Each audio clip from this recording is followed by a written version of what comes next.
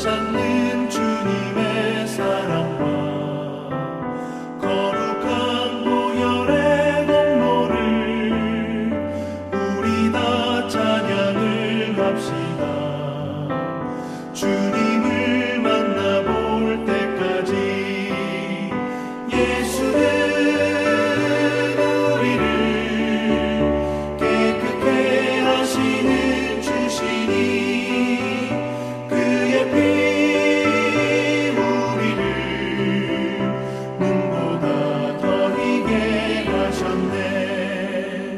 우리를 깨끗게 한 피는 무궁한 생명의 보리새, 생명의 구원을 받은 자 하나님 찬양을 합시다.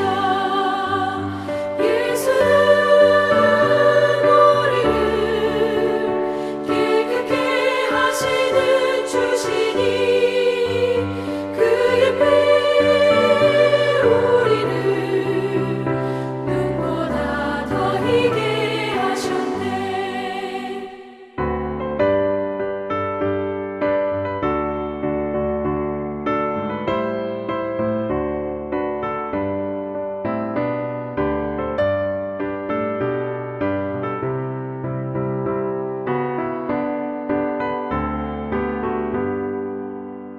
주님의 거룩한 보혈을 날마다 입으로 간증해 담대히 싸우며 나가세.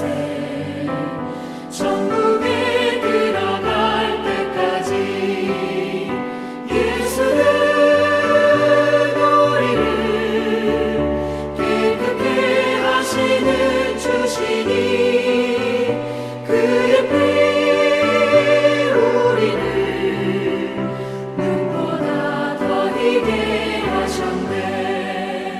십자가 단단히 붙잡고 날마다 이기며 나가세.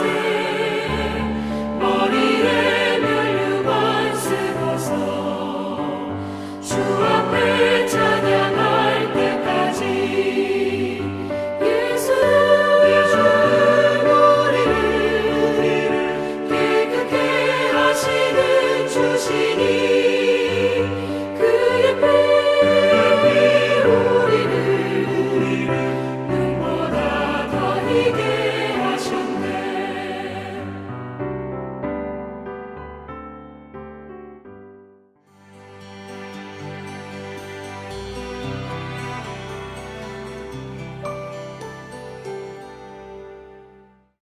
오늘의 말씀을 같이 읽겠습니다. 고린도전서 2장 6절부터 16절입니다. 그러나 우리는 성숙한 사람들 가운데서는 지혜를 말합니다. 그런데 이 지혜는 이 세상의 지혜나 멸망하여 버릴 자들인 이 세상 통치자들의 지혜가 아닙니다. 우리는 비밀로 감추어져 있는 하나님의 지혜를 말합니다. 그것은 하나님께서 우리를 영광스럽게 하시려고 영세전에 미리 정하신 지혜입니다.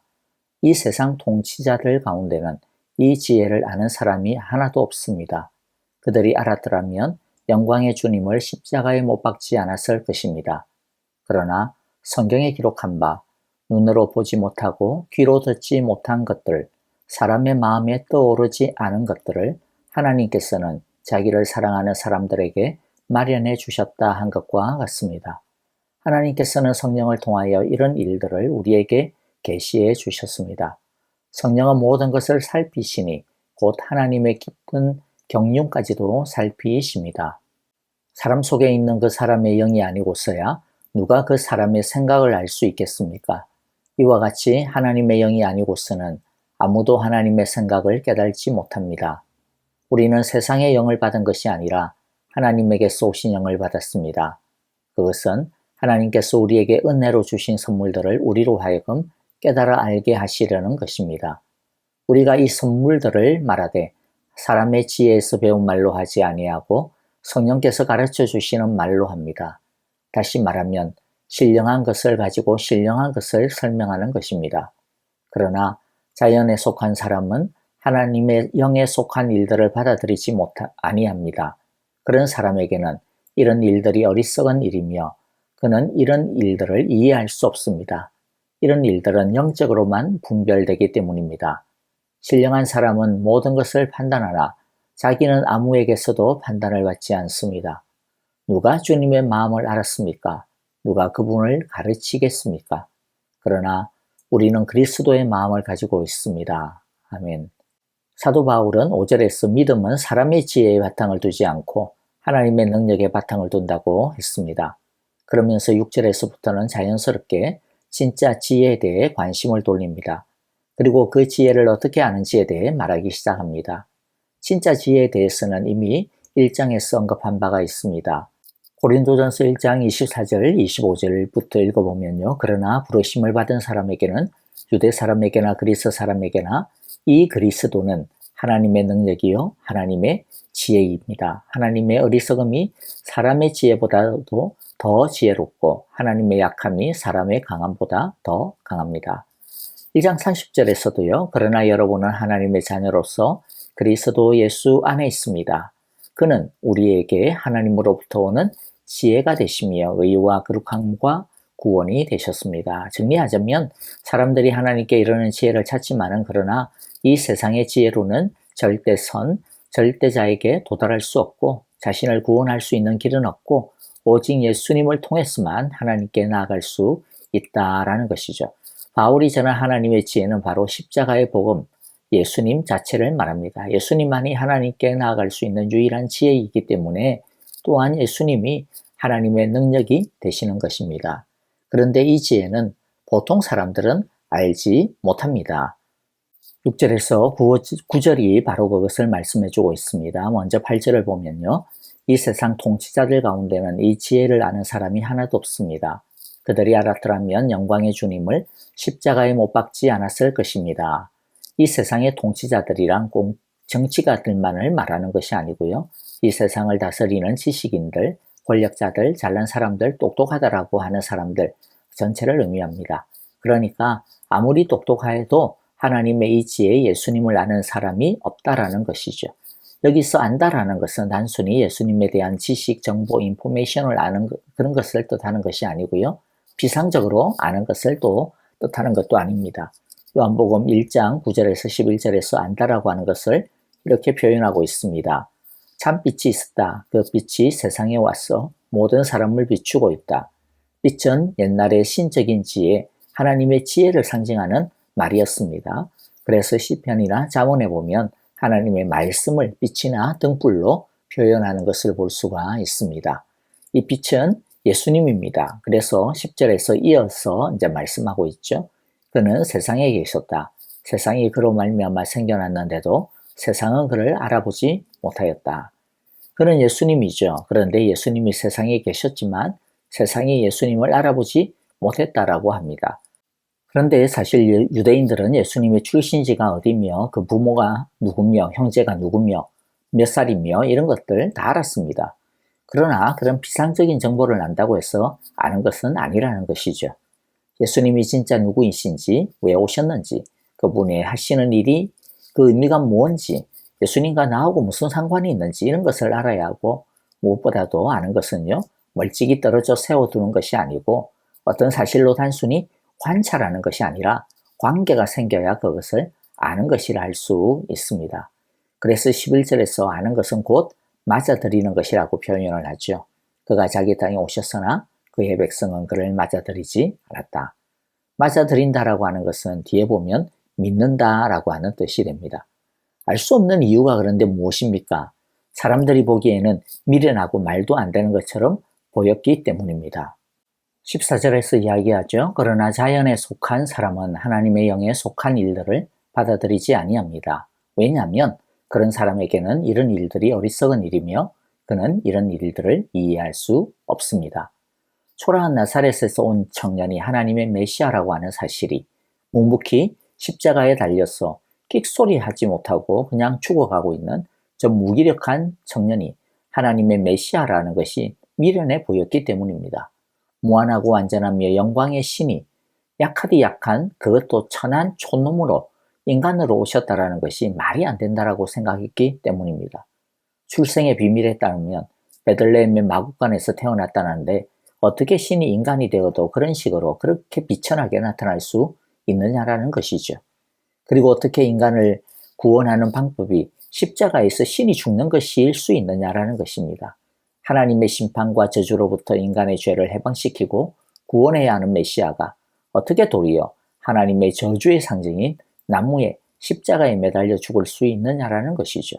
그랬기 때문에 인간의 머리로는 납득이 안 되는 것이었고 예수님에 대해 알았어도 도무지 그 예수님을 자신의 구원자와 왕으로 맞아들일 수가 없었던 것입니다. 그런데 사실 인간이 하나님의 길을 이해할 수 있다라고 하는 것 자체가 모순이지 않습니까? 어떻게 유한한 사람이 무한한 하나님을 이해할 수 있으며 어떻게 죄로 더럽혀진 자가 무한하게 깨끗하신 분께 나아갈 수가 있겠습니까? 차원이 다르고 아예 그냥 수준이 다른 것이죠. 인간이 자신의 힘과 노력으로 하나님께 도달하려고 하는 그 자체가 오히려 미련한 짓입니다. 자, 이렇게 말씀을 드리면 그러면 인간이 아무리 노력을 해도 하나님께 나갈 수 없다는 거 아니야? 예수님 모른다는 거 아니야? 그러면 뭐 사람들이 예수님을 모르고 하나님을 안 믿는 것을 사람들 탓으로 할 수 없잖아. 사람들 탓이 아니네. 알 수 없는데 어떻게 알고 맞아들일 수가 있어? 라고 반문할 수 있을 것 같아요. 그러나 인간이 하나님을 모르고 거부하는 것은 하나님 탓이 아닙니다. 먼저 인간이 아무리 노력을 해도 하나님께 나아갈 수가 없고 하나님의 지혜를 알 수 없는 것은 하나님이 일부러 막아서 그런 것이 아닙니다. 인간의 죄성이 빚은 한계이며 인간의 죄성이 하나님을 거부하게 하고 있고 하나님께 대해 무관심하게 하고 있고 하나님의 지혜를 깨달지 못하게 하고 있는 것입니다. 그러니까 하나님 탓이 아니죠. 인간의 죄성 탓입니다. 스스로 하나님을 알고자 하는 마음도 없고 알려고 한다고 한들 능력도 없는 것입니다. 그러나 하나님은 자신을 거부하고 관심을 두지 아니하는 그런 죄인들 속에 그럼에도 불구하고 하나님의 지혜를 마련해 주셨습니다. 구원의 길을 예비하셨습니다. 7절에 보면요. 우리는 비밀로 감추어져 있는 하나님의 지혜를 말합니다. 그것은 하나님께서 우리를 영광스럽게 하시려고 영원전에 미리 정하신 지혜입니다. 예수님을 보내셔서 십자가의 구원의 사건을 통해 하나님께 나아갈 수 있는 길을 활짝 열어주시기로 계획하셨습니다. 그리고 하나님의 그 계획대로 예수님은 오셔서 십자가에서 하나님께로 나아갈 수 있는 모든 길과 지혜를 다 마련해 주셨습니다. 그것만이 아닙니다. 하나님은 성령을 주셔서 복음을 듣게 하셨습니다. 성령은 하나님의 지혜를 깨달을 수 있는 능력입니다. 중요하니까 길지만은 그러나 다시 한번 읽어보려고 합니다. 눈을 크게 뜨고 집중하여 함께 읽기를 바랍니다. 하나님께서는 성령을 통하여 이런 일들을 우리에게 계시해 주셨습니다. 성령은 모든 것을 살피시니 곧 하나님의 깊은 경륜까지도, 경륜은 계획 이런 뜻입니다. 경륜까지도 살피십니다. 사람 속에 있는 그 사람의 영이 아니고서야 누가 그 사람의 생각을 알 수 있겠습니까? 무슨 말이에요? 그 사람만이 그 사람의 마음을 알 수 있다 이 말이죠. 개나 돼지가 어떻게 또 사람의 생각을 알 수 있냐 이런 말입니다. 그것처럼 하나님의 영이 아니고서는 아무도 하나님의 생각을 깨달지 못합니다. 하나님의 생각을 깨달으려면 성령이 있어야 된다라는 말이에요. 근데 12절 우리는 세상의 영을 받은 것이 아니라 하나님에게서 오신 영을 받았습니다. 그것은 하나님께서 우리에게 은혜로 주신 선물들을 우리로 하여금 깨달아 알게 하시려는 것입니다. 그러니까 하나님은 구원을 받을 수 있는, 즉 하나님께 나와 하나님과 친밀한 사랑의 교제를 나눌 수 있는 길도 준비해 주셨고 또 예전에는 인간의 죄성으로 인해 하나님의 지혜를 깨달을 수 없었는데 이제는 성령을 주셔서 하나님의 지혜를, 하나님의 마음을 깨달을 수 있는 능력도 얻을 수 있게 하셨다라는 겁니다. 하나님의 영이신 성령은 하나님의 깊은 곳까지 통달하십니다. 성령은 성부 하나님의 의도와 계획을 정확히 아시기 때문에 성령님은 우리에게 그것을 가르쳐 주실 수 있습니다. 하나님의 깊은 경륜까지 살피시는 성령은 비밀로 감추어져 있던 하나님의 지혜, 곧 예수님이 십자가로 이루실 복음 그 진리를 계시해 가르쳐 주십니다. 그러므로 이제 오늘 말씀 정리해 보고자 하는데요. 첫째, 이 구원의 지혜이신 예수님을 우리에게 주신 하나님의 은혜를 감사하기를 원합니다. 또 예수님께서 우리를 구원하여 우리가 하나님 앞으로 나아가 하나님과 사랑 깊은 친밀한 교제를 나눌 수 있도록 자신의 피를 흘리시고 살을 찢으시고 생명을 쏟아주신 그 한없는 주님의 사랑을 감사하는 시간이 되기를 원합니다. 둘째, 우리에게 성령을 주셔서 이 하나님의 지혜를 알 수 있게 해주심을 감사하는 시간이 되기를 원하고요. 셋째, 우리가 성령으로 하나님의 지혜를 알고 예수님을 맞아들일 수 있었던 것처럼 성령을 받아 신령한 사람이 된 우리들이 신령한 사람답게 살아가려면 오직 성령님을 의존해야 됩니다. 13절 보면요. 우리가 이 선물을 말하되 사람의 지혜에서 배운 말로 하지 아니하고 성령께서 가르쳐 주시는 말로 합니다. 다시 말하면 신령한 것을 가지고 신령한 것을 설명하는 것입니다. 신령한 삶은 신령한 것, 즉 성령님을 가져야만 가능하다라는 거죠. 하나님의 은혜와 뜻을 이해하기 위해서는 절대적으로 성령을 의존해야 합니다. 16절에 보면 누가 주님의 마음을 알았습니까? 누가 그분을 가르치겠습니까? 그러나 우리는 그리스도의 마음을 가지고 있습니다. 누가 주님의 마음을 알았습니까? 누가 그분을 가르치겠습니까? 무슨 뜻이냐면 앞에서 바울이 계속 논쟁하고 가르쳤던 것처럼 사람의 지혜로는 절대로 주님의 마음을 알 수 없다라는 뜻이죠. 그러나 우리가 누구죠? 성령의 마음을 받아 성숙한 사람, 신령한 사람이 된 우리 믿는 사람을 뜻합니다. 우리는 그리스도의 마음을 가지고 있다. 즉 우리는 성령의 도우심으로 영적인 지혜와 진리를 알 수 있다, 알게 되었다라는 겁니다. 성령은 진리의 영입니다. 그러므로 우리가 성령을 의존하며 성령을 따르려면 엉뚱한 것을 붙들려면 안 됩니다. 자신의 감정이나 느낌이나 열심 이런 거 의존하면 안 됩니다. 성령은 무슨 영이에요? 진리예요. 그러므로 성령님은 오직 하나님의 말씀을 통해 역사하고 하나님의 말씀을 통해 우리에게 진리와 지혜를 가르쳐주며 말씀을 통해 그리스도의 마음을 알게 하십니다. 그러므로 매일 예배, 매일 말씀은요, 우리의 신령한 삶의 생사를 결정짓는 일입니다. 말씀 없이 성령의 삶을 기대하는 것은 절대적으로 가짜이고 거짓입니다. 우리 모두 매일의 말씀의 삶, 매일의 예배의 삶을 통해 성령을 받아 그리스도의 마음을 더 깊이 알아갈 수 있게 되시기를 간절히 기도합니다. 그리하여 온유와 겸손으로 행하며 예수님이 우리에게 부탁하신 서로 사랑하며 믿지 않는 영혼을 구원하는 하나님의 소원에 힘쓰는 예수님의 소원에 힘쓰는 우리 모두가 되시기를 간절히 기도하고 축복합니다. 이제 찬양 드리며 기도할 때 내일 주일 예배입니다. 주일 예배의 은혜와 성령 충만을 위해 기도하고요. 어머니 주일이죠. 우리 각 가정의 어머니를 축복하며 각 가정을 돌아보며 함께 기도하겠습니다. 함께 기도하겠습니다.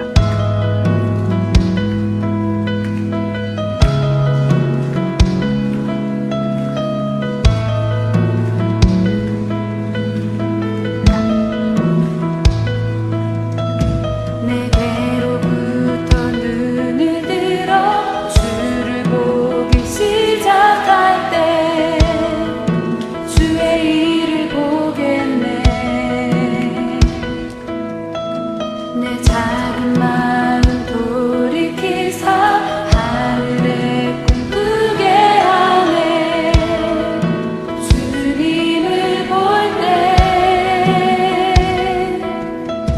내게로부터 눈을 들어 주를 보기 시작할 때 주의 일을 보겠네.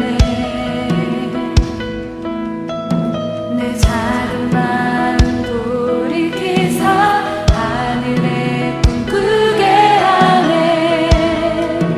주님을 볼 때 모든 시선을 주님께 드리고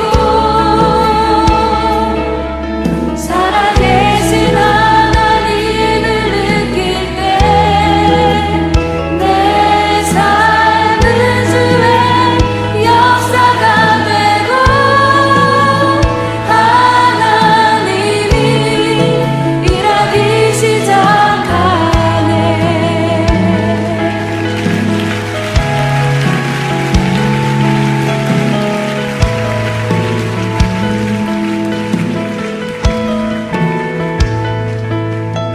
성령이 나를 변화시키사 참 사랑해